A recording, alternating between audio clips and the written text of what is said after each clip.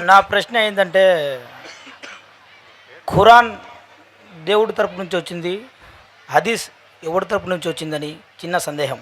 సోదరుడు ఏదైతే అడుగుతున్నారో, ఈనాటి కాలంలో మునికిరినే హదీస్ యొక్క ఫిత్నా ఎంతగా వ్యాప్తి చెందుతుంటే చాప కింద నీరులా వ్యాప్తి చెందుతుంది. మునికిరినే హదీస్ అనే ఒక గ్రూప్ ఉంది.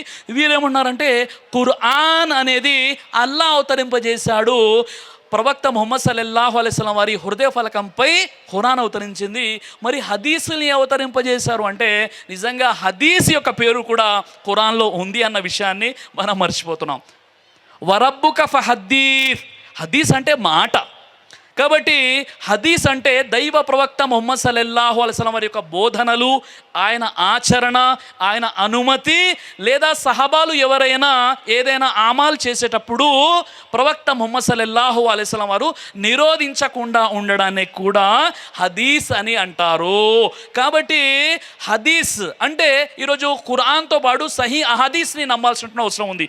సహీ అహదీస్ ఏదైతే ఉంటుందో, బుఖారీ, ముస్లిం, అబూదావుద్, తిర్మిజీ, నిసాయి, ఇబ్నే మాజా, ఇందులో సహీ అహదీసుల్ని కలెక్ట్ చేయడం జరిగింది. సహీ అహదీసుల్ని మనం నమ్మాలి. నిజంగా చెప్పాలంటే ఖురాన్కి వివరణ హదీస్ కదా. ఉదాహరణకి నమాజ్ చదవాలి, ఎలా చదవాలండి? ఖురాన్లో ఉందా? ఖురాన్లో లేదు. అలాగే ఒక వ్యక్తి చనిపోతే తద్ఫీన్ ఎలా చేయాలి? ఖురాన్లో ఉందా? లేదు కదా. ఉపవాసాలు ఎలా పాటించాలి? ఖురాన్లో ఉందా? దాని యొక్క టైమింగ్స్ గురించి ఖురాన్లో ఉందా? అలా ఎన్నో విషయాలు ఖురాన్లో లేవు కదండి, హదీస్లో ఉన్నాయి కదా. కాబట్టి ఎవరో తెలియని వారు, అనామకులు, అరబీ పరిజ్ఞానం లేని వారు, ఉలమాలతో సరైనటువంటి సంబంధాలు లేని వారు హదీస్ నమ్మాల్సిన అవసరం లేదు అంటే వారి మాటలు నమ్మితే మనం గూమ్రా అయిపోతాము. ఎందుకంటే అలాంటి వ్యక్తి, ఏ వ్యక్తి అయితే హదీస్ చదవడో ఆ వ్యక్తి చనిపోతే తద్ఫీన్ కూడా చేయలేము. ఎందుకు? తద్ఫీన్ ఎలా చేయాలో ఖురాన్లో లేదు కదా, హదీస్లో ఉంది కదా. కాబట్టి సోదరుడైన ప్రశ్నకు జవాబు దొరుకుతున్న ఆశిస్తున్నాను. దైవ ప్రవక్త ముహమ్మద్ సల్లల్లాహు అలైహి వసల్లం వారు తెలియజేశారు, కడుపుకు సంబంధించినటువంటి అన్ని రకాల వ్యాధులకు అద్భుతమైనటువంటి ఔషధం తల్బీనా. ఇది దైవ ప్రవక్త వారి సున్నత్. మంచి ఆహారం, ఇమ్యూనిటీ బూస్టర్, ఇందులో షిఫా ఉంది. ఇది మంచి ఔషధంగా కూడా పనిచేస్తుంది. కాబట్టి పిల్లలు అయినా పెద్దలు అయినా ఎవరైనా దీనిని ఉపయోగించవచ్చు.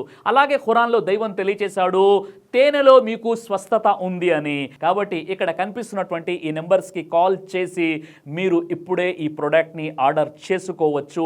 కొరియర్ ఫెసిలిటీ కూడా ఉంది.